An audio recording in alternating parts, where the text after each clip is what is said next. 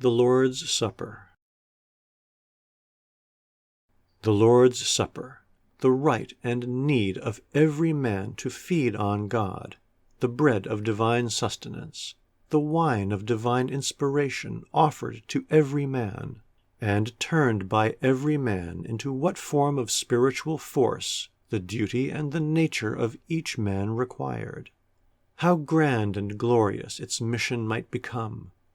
No longer the mystic source of unintelligible influence, no longer, certainly, the test of arbitrary orthodoxy, no longer the initiation rite of a selected brotherhood, but the great sacrament of man.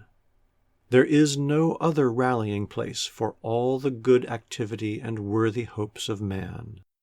It is in the power of the great Christian sacrament, the great human sacrament, to become that rallying place.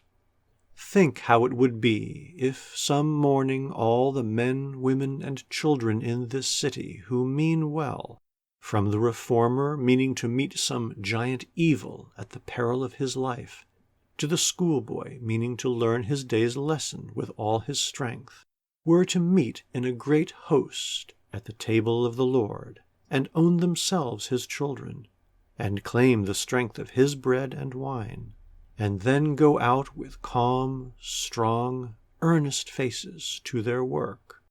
How the communion service would lift up its voice and sing itself in triumph, the great anthem of dedicated human life.